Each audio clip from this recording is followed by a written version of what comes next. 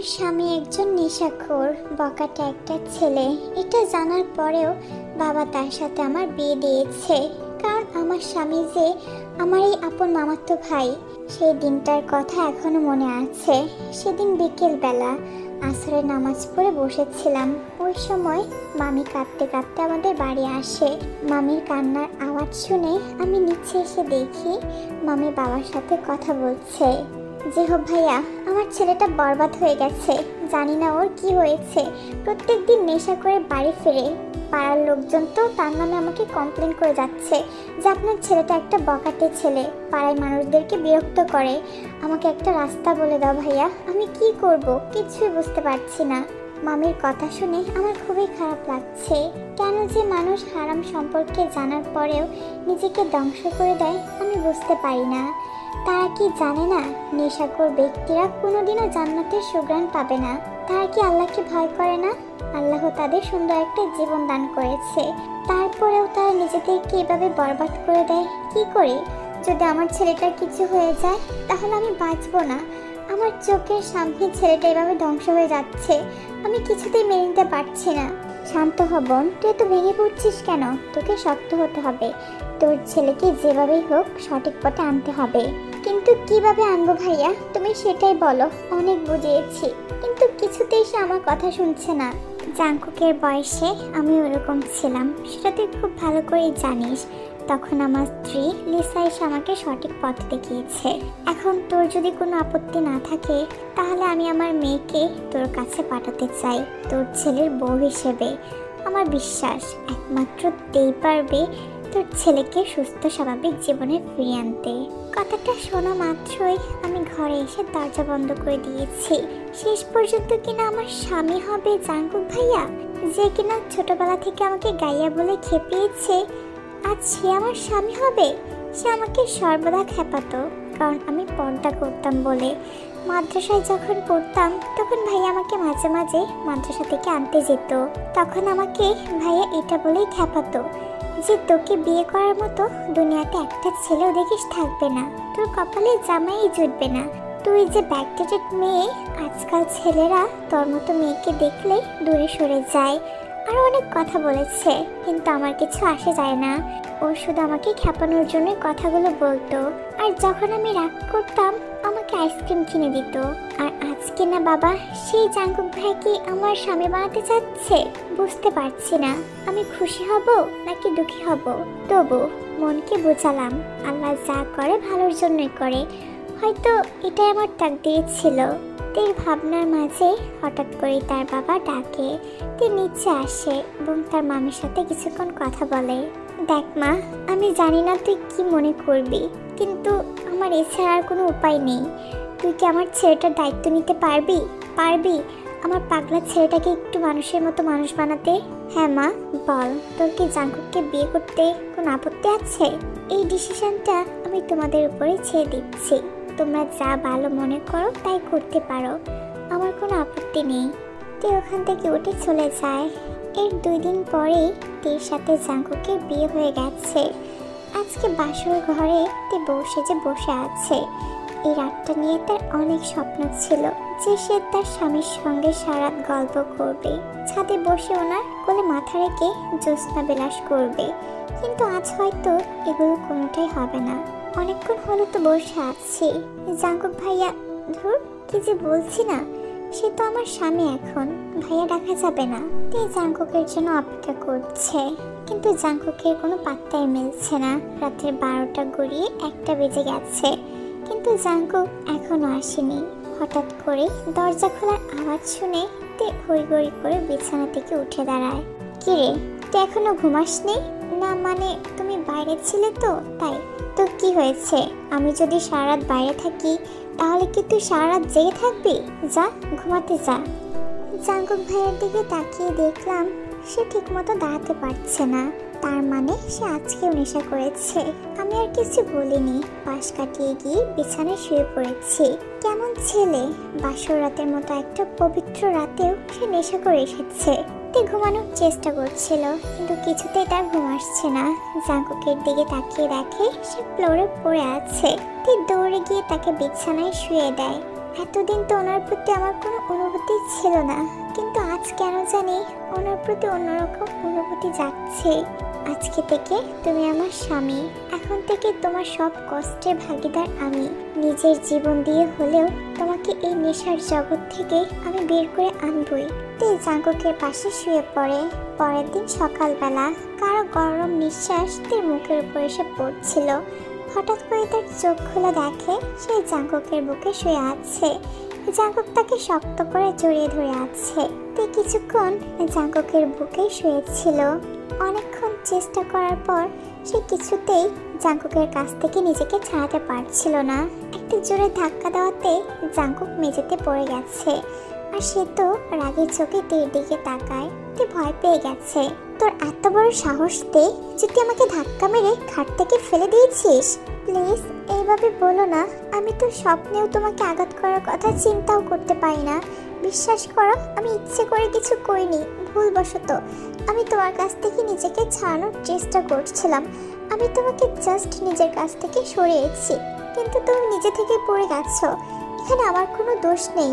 সামান্য জড়িয়ে ধরতেই যদি তোর গায়ে ফুসকা পড়ে যায়, তাহলে তুই আমাকে বিয়ে করলি কেন? বিশ্বাস করো, আমি ইচ্ছে করে কিছু করিনি। আমি ভেবেছিলাম এভাবে দেখে তুমি হয়তো আমার উপর রেগে যাবে, তাই আমি নিজেকে আস্তে আস্তে সরানোর চেষ্টা করছিলাম। আর ভুলবশত এটা হয়ে গেছে। প্লিজ তুমি কিছু মনে করো না। এসব ন্যাকামো একদম করবি না, এটা আমার একদম পছন্দ না। তুই খুব ভালো করেই জানিস। যা, এখন তুই আমার চোখের সামনে থেকে চলে যা, আর ফ্রেশ হয়ে আমার জন্য একটা কফি বানিয়ে নিয়ে আসবি। তুই জাঙ্কুকের জন্য কফি বানাতে চলে যায়। কিছুক্ষণ পর সে এসে কফি দিয়েছে। সারা বেলা চলে যায়। জাঙ্কুকদের সাথে একটা কথা পর্যন্ত বলেনি। তুমি কি আমার উপর রাগ করেছো? প্লিজ রাগ করো না, আমার সাথে কথা বলো। সেই সকাল থেকে আমার সাথে একটা কথা পর্যন্ত বলনি। তোমার ইচ্ছে হলে আমাকে শাস্তি দিতে পারো, তারপরেও প্লিজ এভাবে চুপ করে থেকো না। মাথাটা আমার ফুলিয়ে দিয়েছিস, ব্যথায় টনটন করছে। রাগ করবো না তো কি করব? তোকে আদর করব? খুব ব্যথা করছে তাই না? আমি বরফ নিয়ে আসি, একটু ধৈর্য ধরো। হ্যাঁ, সেটা তো অবশ্যই দিবি। যা, নিচ থেকে আমার জন্য খাবার নিয়ে আয়, আমার প্রচুর খিদে পেয়েছে। ঠিক আছে, তুমি একটু অপেক্ষা করো, আমি নিয়ে আসছি। তে নিচে চলে যায়। জাঙ্কুকের জন্য বরফ আর খাবার নিয়ে আসে। এই নাও, আমি তোমাকে বরফটা দিয়ে দিয়েছি, আর ব্যথা করবে না। আর এই খাবারটা খেয়ে নিও। খেয়ে নিব মানে? তুই কোথায় যাচ্ছিস? আমাকে খাইয়ে দিবে কে? জানিস না হাতে ব্যথা করছে? খাইয়ে দে। তে খুবই খুশি হয়ে যায় জাঙ্কুককে খাওয়ানোর কথা শুনে। বিয়ের পরের দিনেই স্বামীকে নিজের হাতে খাইয়ে দেওয়া, এটা খুবই ভাগ্যের ব্যাপার। তে খুশি হয়ে জাঙ্কুককে খাইয়ে দিচ্ছিল। কি হলো, এভাবে তাকিয়ে কি দেখেছিস? আমার কি চেহারা বের হয়েছে? এভাবে তাকিয়ে থাকলে আবার নজর লাগবে, তারপর আবার পেটে ব্যথা করবে। তাই চোখ নামিয়ে চুপচাপ আমাকে খাইয়ে দে। এভাবে ড্যাব ড্যাব করে তাকাবি না। জি আচ্ছা। তে জাঙ্কুককে খাইয়ে দিয়েছে। প্লেটে অল্প কিছু খাবার ছিল। জাঙ্কুক তের হাত থেকে প্লেটটা নিয়ে নেয়। নে, এবার হাঁ কর। এত খাবার তো আর আমি একা খেতে পারবো না, আমি তো আর রাক্ষস নই। তে তো অবাক চোখে জাঙ্কুককে দেখছে। জাঙ্কুক নিজের হাতে তাকে খাইয়ে দিচ্ছে। এইভাবে বেশিক্ষণ চললে সে নির্ঘাত জাঙ্কুকের প্রেমে পড়ে যাবে। নে, খাইয়ে দিয়েছি, প্লেটটা নিচে রেখে তাড়াতাড়ি আমার কাছে আসবি। তে জাঙ্কুকের কথা মতো প্লেটটা নিচে রেখে আবার জাঙ্কুকের কাছে আসে। তোকে একটা কথা বলার ছিল। যা ইচ্ছে বলতে পারো, এতে অনুমতি নেওয়ার কি আছে? কালকে রাতের জন্য আমি সরি। আমি জানি তুই অনেক কষ্ট পেয়েছিস, আমাকে ক্ষমা করে দিস। আমার খারাপ বিহেভ করার কোনো ইচ্ছাই ছিল না। এমন করে বলো না, আমি কোনো কষ্ট পাইনি। তুমি এভাবে আমাকে ক্ষমা চেয়ে লজ্জা দিবে না। উল্টো তুমি আমাকে ক্ষমা করে দিও যে আমি তোমাকে নিজের হাতে কষ্ট দিয়েছি। আমি তোমাকে সরাতে গিয়ে তোমার মাথায় ব্যথা দিয়ে ফেলেছি। এটাতে আমার নিজের কাছে নিজেকে অপরাধী মনে হচ্ছে। হয়েছে, চুপ কর এখন। আমি তোর বড়, সেটা ভুলে যাস না। তুই আমাকে জ্ঞান দিতে চলেছিস? যাই হোক, এই নে, এগুলা ধর। এই কি, এতগুলো শপিং ব্যাগ? এখানে কি রয়েছে? এখানে আপনার জন্য কিছু উপহার রয়েছে। আর এই যে এখানে দেনমোহরের টাকা রয়েছে। এগুলো দিয়ে আমি কি করব? এগুলো না হয় তোমার কাছে রেখে দাও। এতক্ষণ তো আমাকে জ্ঞান দিচ্ছিলি, আবার মাঝে মাঝে হাদিসও বলিস। তো এটা জানিস না যে বাসর রাতে স্বামী তার স্ত্রীকে দেনমোহরের টাকা পরিশোধ না করা পর্যন্ত স্ত্রীর হাতটাও ধরতে পারে না, এটা হারাম হয়ে যায়। হ্যাঁ, সেটা অবশ্যই জানি। তবে তুমি কি জানো, আল্লাহ তাআলা কোরআন কারিমে বলেছেন, তোমরা তোমাদের স্ত্রীদেরকে দেনমোহরের টাকা দিয়েও খুশি মনে, তারা যদি খুশি হয়ে তা থেকে কোনো অংশ ছেড়ে দেয় তবে তা তোমরা স্বাচ্ছন্দ্যে ভোগ করতে পারো। তাই আমি আপনার দেওয়া এই উপহারগুলো রেখে দিচ্ছি, আর টাকাগুলা আপনার কাছেই রাখেন। তোর সাথে কথা বলে আমি কখনো পারবো না, তাই এগুলা সব আলমারিতে তোলা রইল। তোর ইচ্ছে মতো খরচ করবি, আমার এত খরচ করা লাগবে না। আমার যদি কিছু প্রয়োজন হয় তাহলে আমি আমার স্বামী মানে তোমার কাছ থেকে চেয়ে নিব, তুমি আমাকে সেটা এনে দিবে। স্বামী হিসেবে এটা তোমার দায়িত্ব। হয়েছে, আর ডায়লগ দিতে হবে না, আর ওভাবে তাকিয়েও থাকতে হবে না। যা তাড়াতাড়ি গিয়ে তৈরি হয়ে নে, আর কিছু কাপড় চোপড় ব্যাগে প্যাকিং করে নে। কিন্তু কেন? জামা কাপড় কেন গুছাবো? আপনাকে আপনার বাপের বাড়ি রেখে আসবো বলে। কি, আমাকে রেখে আসবে? জি, তাড়াতাড়ি তৈরি হয়ে নে আর ব্যাগ গুছিয়ে নে। কি দোষ করেছে আমি বলো? দরকার পড়লে তুমি আমাকে শাস্তি দিতে পারো, তারপরেও প্লিজ তুমি আমাকে তাড়িয়ে দিও না। আজকে আমার প্রথম দিন। মেয়েদের জন্য তার স্বামীর বাড়ি তার আসল ঠিকানা, এছাড়া আর কোনো পরিচয় নেই। আমি সারা জীবন তোমার চাকরানি হয়ে থাকবো, তবুও তুমি আমাকে এই বাড়ি থেকে তাড়িয়ে দিও না। আরে ধুর পাগল, কি সব আবল তাবল বকছিস? তোকে চাকরানি হয়ে থাকতে কে বলেছে? তুই তো রানীর মতো হয়ে থাকবি। তোকে আমি চাকরানি বানানোর জন্য বিয়ে করেছি নাকি? আর নাকি তোকে বাপের বাড়ি রেখে আসার জন্য? কিছুক্ষণ আগে তোর বাবা কল দিয়ে বলেছিল তোকে আর আমাদেরকে ওখানে যেতে হবে, তাই কিছু কাপড় গুছিয়ে নিতে বলছিলাম। আর বাপের বাড়িতে রেখে আসার কথাটা তোকে খেপানোর জন্য বলেছি, কিন্তু তুই তো একটা পিচ্চি বাচ্চা, তোর মাথায় কিছুই নেই। কি বললে? তুমি এতক্ষণ আমার সাথে মজা করছিলে? তুমি খুবই পচা, জানো? তুমি আমাকে শুধু কষ্ট দাও, আমাকে একদম বুঝতে পারো না। হয়েছে, অনেক ন্যাকামো আর ভালোবাসা দেখিয়েছেন, এখন গিয়ে তৈরি হয়ে নেন। একটু শ্বশুর বাড়ি গিয়ে দেখি জামাই আদরটা কেমন হয়। তে রেডি হচ্ছিল, কিন্তু সে যখন হাত মোজা এবং পা মোজা পরতে যাবে তখন জাঙ্কুক বলল সে তাকে পরিয়ে দিবে। তে তো অনেক খুশি হয়ে যায়। জাঙ্কুক থেকে তার হাতে এবং পায়ে মোজাগুলো পরিয়ে দিয়েছে। তের খুব ভালো লাগছিল, মনে হচ্ছিল যেন পৃথিবীর সকল ভালোবাসা একত্রে এসে জমা হয়েছে। মোজা পরানো শেষ হওয়ার পর জাঙ্কুক আস্তে করে তেকে বুকে টেনে নিয়েছে। জানিস, একটা কথা রয়েছে, যে স্বামী তার স্ত্রীকে একবার চুমু দেবে আর যে স্ত্রী তার স্বামীকে একবার চুমু দিবে, প্রতিটা চুমুর বিনিময়ে 100টা নেকি তাদের আমলে লেখা হয়। তা আমি কি তোকে চুমু দিতে পারি? কথাটা শোনার পর তের তো লজ্জায় মাটিতে মিশে যেতে ইচ্ছে করছে। তের নীরবতা বুঝেই জাঙ্কুক বুঝতে পেরেছে যে তার কথায় সে সহমত রয়েছে। জাঙ্কুক নিজের হাত দিয়ে তের দুগালে স্পর্শ করলো। তে তার চোখগুলো বন্ধ করে ফেলেছে। জাঙ্কুক প্রথমে তের ডান গালে গভীরভাবে চুমুকে দিয়েছে। তে ধীরে ধীরে চোখ মেলে তাকিয়ে দেখে জাঙ্কুক মুচকি মুচকি হাসছে। আমি তো দিয়ে দিয়েছি, এবার তোর পালা। আগে তুমি বলো তো, তুমি এসব হাদিস কোথা থেকে জেনেছ? তোমাকে তো কোনোদিন মাদ্রাসায় পড়তে দেখিনি। মাদ্রাসায় পড়িনি, বাট মাঝে মাঝে ইসলামিক বই তো পড়তাম, সেগুলো থেকেই জেনেছি। এবার লজ্জাটা ছাড়, যেটা করতে বলেছি সেটা কর। তে কিছু বলে না, হাসি মুখে তার স্বামীর আবদার পূরণ করেছে। তারপর সে তার শ্বশুর শাশুড়ির কাছ থেকে বিদায় নিয়ে তার বাপের বাড়িতে চলে আসে। জাঙ্কুক গাড়ি ড্রাইভ করছিল।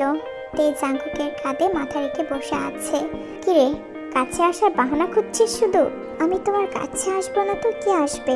আমি তোমার স্ত্রী হই, আর তোমার কাছে আসার অধিকার শুধু কেবলমাত্র আমারই আছে। তোরই আছে। আমি যদি আরেকটা বিয়ে করি তাহলে তো সতীনেরও তো অধিকার হবে, তাই না? একদম মেরে ফেলবো কেউ কাছে আসার চেষ্টা করলে, বুঝতে পেরেছো? ভাবছি আরেকটা বিয়ে করব, তোর জন্য একজন সঙ্গী নিয়ে আসবো যার সাথে তুই ঝগড়া করবি। তুই তো ঝগড়া করতে অনেক পছন্দ করিস, আর এর মাঝে আমি ভালোবাসাটাও একটু বেশি পাবো 2টা বউয়ের কাছ থেকে। কি বলিস? কেন, আরেকটা বউ তোমার কিসে লাগবে? আমি কি তোমাকে যথেষ্ট পরিমাণে ভালোবাসতে পারবো না? আর আমার ঝগড়া করা মানুষের কোনো প্রয়োজন নেই। যত ভালোবাসা দরকার সবকিছু আমি দিব। অন্য মেয়ের কথা কখনো মুখে আনবে না বলে দিলাম। কেন বলবো না কেন? তুই জানিস না পুরুষদের 4টা বিয়ের কথা বলা আছে, তারা 4টা বিয়ে করতে পারে, তাহলে সমস্যা কি? আচ্ছা বলো তো, তুমি এত জ্বালিয়ে কি মজা পাও আমাকে? হ্যাঁ, একটু ভালোবাসতেও তো পারো। তোকে জ্বালাতে আমার বেশ ভালোই লাগে, আর সেটা ছোটবেলা থেকেই। কোনো মেয়ের দিকে কখনো তাকাবে না, এতে তোমার পাপ হবে। তাকালে যে পাপ হয় সেটা জানতাম না তো। হ্যাঁ, অনেক পাপ হয়। আমাদের দ্বীনের নবী বলেছেন, কোনো নারীর উপর তোমার দৃষ্টি পড়লে তার দিকে বারবার দৃষ্টিপাত করো না, বরং নজর অতি সত্বর ফিরিয়ে নাও, কারণ তোমার জন্য প্রথমবার ক্ষমা রয়েছে, দ্বিতীয়বার না। তাই আমার অনুরোধ, কোনো নারীর দিকে কখনো দৃষ্টি দিবে না। কিন্তু তারা যদি আমাকে দেখে, তাহলে আপনি যদি না তাকান, তাহলে আপনি কি করে দেখবেন যে সে আপনার দিকে তাকিয়ে আছে কিনা? সেটা ঠিক আছে, কিন্তু তোকে একটা পারফিউম কিনে দিয়েছিলাম, সেটা ইউজ করিস না কেন তুই? তোর কি সেটা পছন্দ হয়নি? না, তেমন কোনো ব্যাপার না। আসলে আমি পারফিউম ইউজ করি না, কারণ পারফিউম জিনিসটা মেয়েদের জন্য না। যেসব মেয়েরা এটা ইউজ করে তারা ভেবিচারী নারীর দলভুক্ত। হ্যাঁ, তুমি পারফিউম ইউজ করতে পারো, শুধুমাত্র তোমার স্বামীর সামনে। সেই পারফিউমের স্মেল অন্য কোনো পুরুষের নাকে যেন না যেতে পারে। কি বলছিস? আমি কিছুই বুঝতে পারছি না। আমার স্বামীটা তো দেখছি একেবারে বোকা, কিছুই বোঝে না। আচ্ছা শোনো, এর মানে হচ্ছে প্রত্যেক চোখই ব্যভিচারী। নারী যদি সুগন্ধি ব্যবহার করে কোনো পুরুষ মজলিস পার হয়, তাহলে সে হয় বেশ্যা। এমনকি এই অবস্থায় তার নামাজও পড়া নিষেধ। আমাদের নবীজি বলেছেন, যে মহিলা স্যান্ড ব্যবহার করে মসজিদে যায়, সে মহিলা গোসল না করা পর্যন্ত নামাজ কবুল হয় না। এবার বুঝতে পেরেছ? জি, বুঝতে পেরেছি। আর একটা কথা, তুই কখনো কারোর দিকে তাকাবি না। আল্লাহ তাআলা এটাও বলেছে, ইমানদার নারীদেরকে বলুন তারা যেন তাদের দৃষ্টিকে নত করে রাখে এবং তাদের প্রাইভেট পার্টকে হেফাজত করে। জি, ইনশাল্লাহ আমি আমার স্বামী ছাড়া কখনো অন্য পুরুষের দিকে কখনো তাকাবো না। তারা নানা গল্প ঘুরতে ঘুরতে বাড়ি এসে পৌঁছেছে। গাড়ি থেকে নামার পরপরই একটা ছেলে এসে তাকে জড়িয়ে ধরে। আমার পেতনিটা কেমন আছে শুনি? স্বামীকে পেয়ে তো আমাকে একদমই ভুলে গেছিস। তুই ছেলেটাকে ধাক্কা দিয়ে সরিয়ে দেয় এবং জাঙ্কুকের পেছনে গিয়ে লুকিয়ে পড়ে। আজব তো, কে আপনি? আমি তো আপনাকে চিনি না, সরেন। আমাদের রাস্তা কেন আটকিয়েছেন? এই রে, পেতনিটা দেখছি খুবই রাগ করে গেছে। আরে বাবা, আই এম সরি, তোর বিয়েতে আসতে পারিনি। তো কি হয়েছে? এখন তো এসেছি, দেখ তোর সামনে দাঁড়িয়ে আছি। এই যে তুমি ঢং করে দাঁড়িয়ে আছো কেন? ওনাকে কেন কিছু বলছো না? ওনাকে বলো আমার সামনে থেকে চলে যেতে। আমি ওনাকে একটু সহ্য করতে পারছি না। আরে এত রাগ করছিস কেন? তুই না আমার লক্ষ্মী বোন, তুই না খুব ভালো মিষ্টি। প্লিজ সোনা, রাগ করিস না।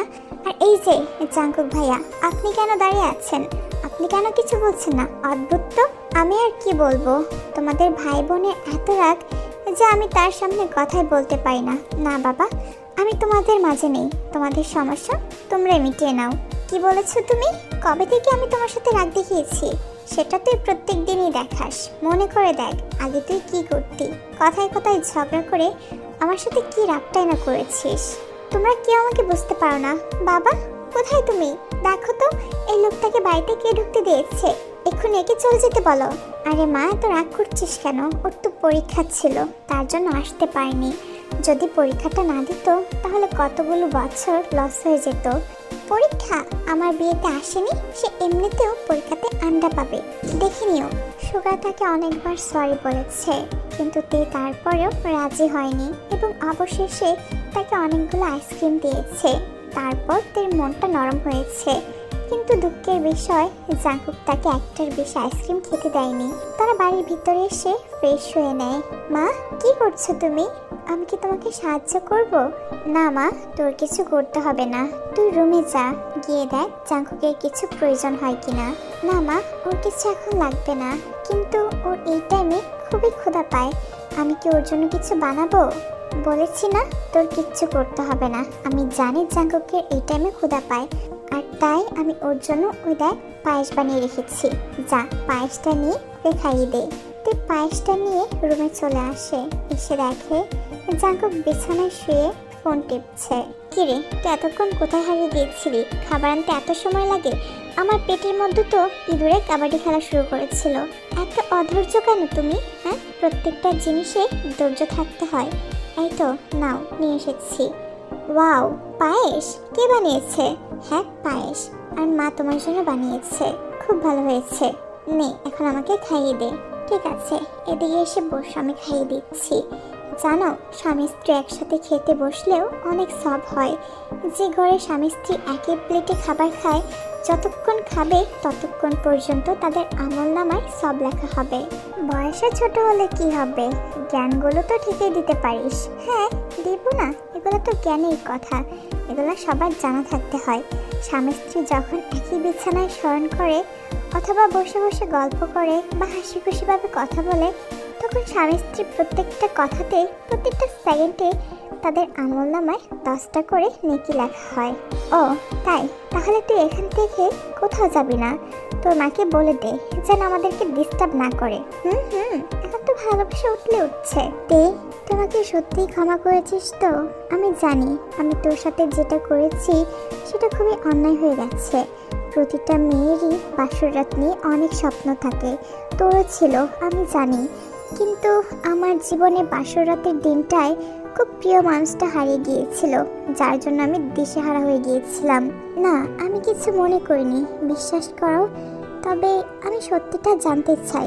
আমার খুবই ইচ্ছে হয় যে তুমি এমনটা কেন করো, তুমি কেন এত নেশা পানি করো, কেন এত বখাটে হয়ে গেছো? তোমার কি প্রাক্তন প্রেমিকা ছিল? সত্যি বলতে আমি কখনো প্রেম করিনি। আমি ছোটবেলা থেকে তোকেই মনে প্রাণে ভালোবেসেছি, আর তোকে আমার স্ত্রী হিসেবে চাইতাম আল্লাহর কাছে। বিয়ের কিছুদিন আগে বন্ধুদের জন্মদিনের পার্টিতে গিয়েছি, সেখানে নেশা করে ফেলি তাদের পাল্লায় পড়ে। কিন্তু মা ভেবে বসে অন্য কিছু। কিন্তু যখন জানলাম যে আমার একদিনের নেশা করায় মা তোর সাথে আমার বিয়ে ঠিক করে ফেলেছে, তখন আর আম্মুকে সত্যিটা বলিনি। মনের মানুষটাকে পেতে যাচ্ছি, অনেক আনন্দে ছিলাম। এত আনন্দেই যখন ছিলে, তাহলে বাসরাতে নেশা কেন করেছিলে? বিশ্বাস কর, আমি ইচ্ছে করে করতে চাইনি। আমি তো ভীষণ এক্সাইটেড ছিলাম, কিন্তু ওই দিন রাতে আমার বেস্ট ফ্রেন্ড ইউনোর অ্যাক্সিডেন্ট হয়, আর সেখানে সে মারা গিয়েছে, যার ফলে আমার মনটা ভেঙে গিয়েছিল। কি বলছো কি? ইউনো ভাই মারা গেছে? এটা খুবই দুঃখের বিষয়। যাই হোক, মন খারাপ করো না, আমরা দুজনে ওনার জন্য দোয়া করব। আল্লাহ তাআলা ওনাকে ভালো রাখবে, তুমি মন খারাপ করবে না, কেমন? জাঙ্কুক ডেকে শক্ত করে জড়িয়ে ধরে। আমি তোর কাছে উত্তম স্বামী হতে চাই। নিয়মিত 5 ওয়াক্ত নামাজ আদায় করবে, আর আমাকে প্রতিদিন 5 ওয়াক্ত নামাজ আদায়ের আদেশ করবে। আর প্রতিদিন নামাজে যাওয়ার আগে আমাকে সালাম করতে ভুলবে না যেন। জানো, হাদিসে বর্ণিত রয়েছে যে স্বামী বাইরে যাওয়ার সময় স্ত্রী সন্তানদের সালাম করে এবং বাইরে থেকে আসার সময় সালাম করে ঘরে ঢুকবে, অথবা স্বামী বাসায় আসলে বা বাইরে গেলে স্ত্রী সালাম করে, সে ঘরে কখনো শয়তান প্রবেশ করে না। সেটা ঠিক আছে, কিন্তু একটা জিনিস তুই ভুলে গেছিস, নামাজে যাওয়ার আগে স্ত্রীকে চুমু দেওয়া সুন্নত। কই, এটা তো বললি না? ইস, কি যে বলো না। আমি যদি না বলি তাহলে কি তুমি করবে না? না বললেও করব, বুঝতে পেরেছিস? হ্যাঁ, সেটা তো জানি, তাই বলিনি। আয় আমার কাছে আয়, আজকে তোকে আমি আমার ভালোবাসায় রাঙিয়ে দিব। আমি চাই না যে তুই তোর অধিকার থেকে বঞ্চিত হ। ইস, কি যে বলছো না, তোমার মুখে কিছু আটকায় না? না আটকায় না, আটকালে তো আর তোকে ভালোবাসতে পারবো না, তাই না? তাই আটকে আর কি হবে? আয় আমার কাছে আয়।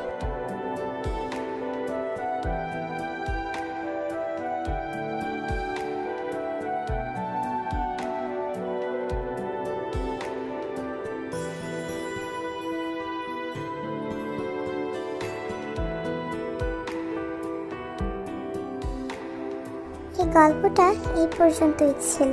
আশা করি তোমাদের কাছে ভালো লেগেছে। আজকে আমি ইসলামের অনেক কিছু বলেছি, জানি না কার কাছে কেমন লেগেছে, বাট এই গল্পটা আমি যখন পড়েছিলাম তখন আমার কাছে ভীষণ ভালো লেগেছে। এই স্টোরিটা থেকে তোমরা অনেক কিছু শিখতেও পারবে। আই হোপ যে তোমাদের স্টোরিটা ভালো লেগেছে।